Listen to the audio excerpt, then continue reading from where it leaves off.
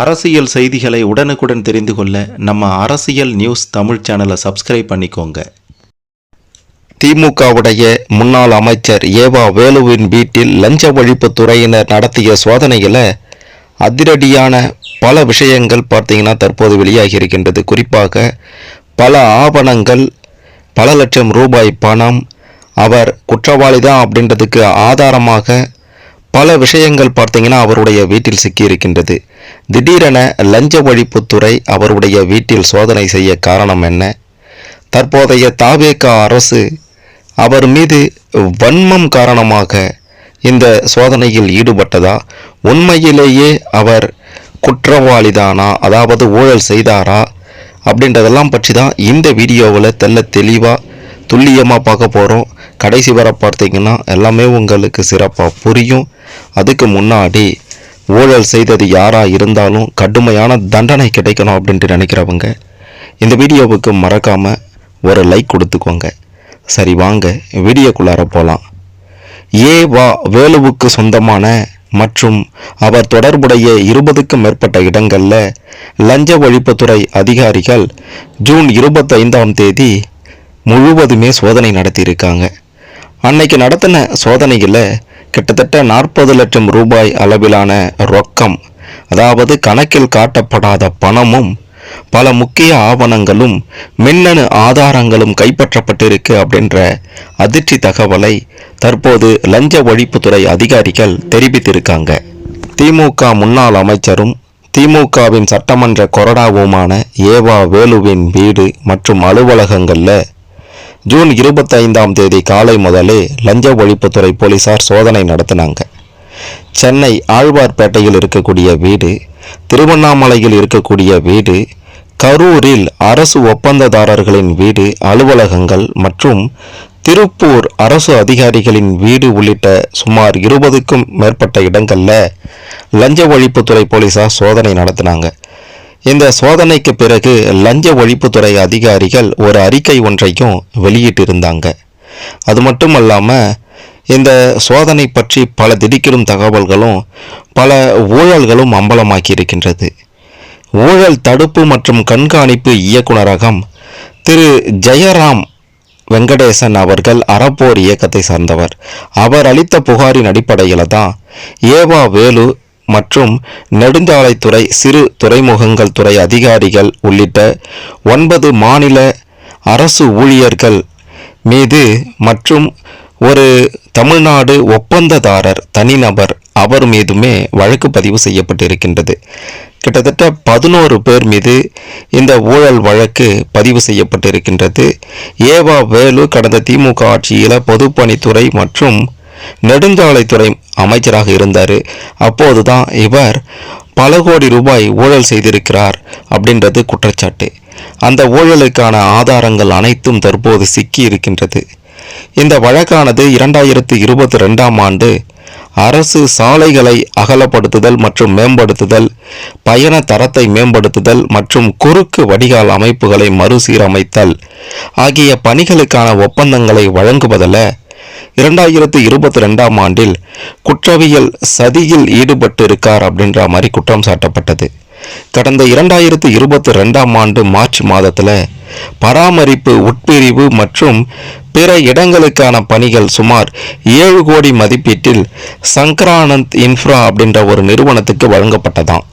இதில் எந்த ஒரு பணியுமே மேற்கொள்ளப்படாத நிலையில் மார்ச் 25, 2022 மற்றும் மார்ச் 28 ஆகிய 2 தேதிகளில் பார்த்தீங்கன்னா கிட்டத்தட்ட 3.23 கோடி ரூபாய் அளவிற்கு இந்த சங்கரானந்த் இன்ஃப்ரா நிறுவனத்திற்கு பணம் அனுப்பப்பட்டிருக்கின்றது. இதன் மூலமாக அரசுக்கு 3.23 கோடி ரூபாய் இழப்பு ஏற்பட்டிருக்கின்றது. எந்த ஒரு பணியுமே செய்யாமல் அந்த நிறுவனத்துக்கு ஏவா வேலுவால் இந்த பணம் பரிமாறப்பட்டிருக்கின்றது, அனுப்பி வைக்கப்பட்டிருக்கின்றது.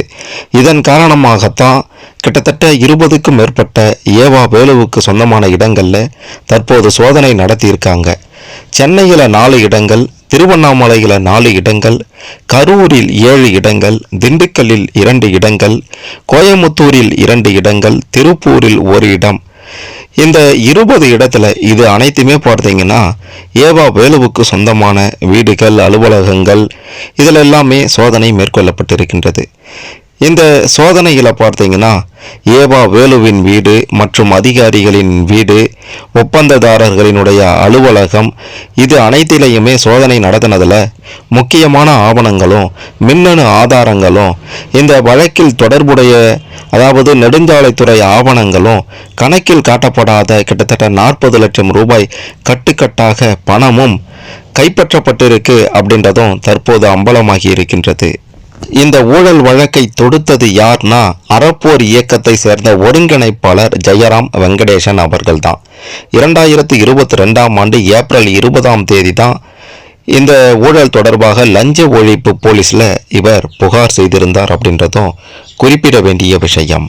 ஊழல் பண்ணியிருக்கிறாரு, அதற்கான ஆதாரமெல்லாம் சிக்கி இருக்கு அப்படின்னாலும் இவ்வளவு நாள் விசாரிக்காம, அதாவது திமுக ஆட்சி நடந்தது அதனால விசாரிக்கல அப்படின்றது ஒரு பக்கம் இருந்தாலும் தற்போது தமிழக முதல்வர் விஜய் அவர்களை நேருக்கு நேர் ஏவா வேலு அவர்கள் சட்டமன்றத்தில் கேள்வி கேட்டதால தான் இந்த ரெய்டு நடக்குது அப்படின்னுட்டு திமுகவுடைய அமைப்பு செயலாளர் RS பாரதி குற்றம் சாட்டியிருக்கிறாரு.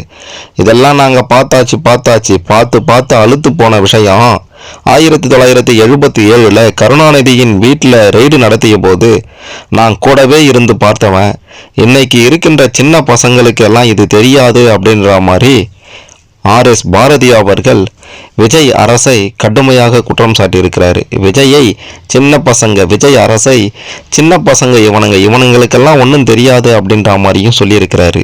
2021 இருந்து 2026 வரைக்கும் கிட்டத்தட்ட 5 ஆண்டுகள் திமுக ஆட்சியில் பொதுப்பணித்துறை மற்றும் நெடுஞ்சாலைத்துறை அமைச்சராக பணியாற்றியிருந்தார் ஏவா வேலு அவர்கள். அப்போதுதான் பொதுப்பணித்துறையில் ஒப்பந்தங்கள் மேற்கொள்வதற்காக லஞ்சம் பெறப்பட்டதாக ஒப்பந்ததாரர் அதாவது சில ஒப்பந்ததாரர்கள் கூறியதன் அடிப்படையில் இந்த லஞ்ச ஒழிப்புத்துறை சோதனை நடத்திட்டு இருக்காங்க. அறப்போர் இயக்கம் ஒரு பக்கம் புகார் கொடுத்திருக்கின்றது. தற்போது லஞ்ச ஒழிப்புத்துறை அதிகாரிகளின் வலையில ஏவா வேலு வசமாக சிக்கியிருக்கின்றார். அவர்தான் இந்த வழக்கில் முதல் குற்றவாளி. மொத்தம் 11 பேரில் அவர்தான் முதல் குற்றவாளி. அதற்கான ஆதாரமும் தற்போது சிக்கியிருக்கின்றது. கட்டுக்கட்டாக கணக்கில் வராத 40 லட்சம் ரூபாய் பணமும் சிக்கியிருக்கின்றது. இன்னும் ஏராளமான ஆவணங்கள் மட்டுமல்லாமல் பணமும் சிக்கியிருப்பதாகவும் தகவல்கள் வெளியாகி இருக்கின்றது. இவை அனைத்துமே ஒட்டுமொத்த ஊழல் பணம் அப்படின்றதையும் அதிகாரிகள் வெளிப்படுத்தி இருக்காங்க. இவ்வளவு ஊழல் செய்துவிட்டு எப்படி இப்படி சுதந்திரமாக நடமாட முடியுது அப்படின்ற மாதிரியும் பார்த்தீங்கன்னா எதிர்க்கட்சிகள் குற்றம் சாட்டி கொண்டு இருக்காங்க.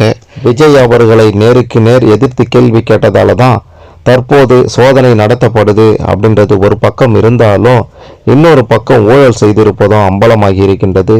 பொதுமக்களின் பணம், ஏகப்பட்ட பணம், கோடியாக பார்த்தீங்கன்னா கைமாறி இருக்கின்றது. அரசுக்கு இழப்பு ஏற்பட்டு இருக்கின்றது.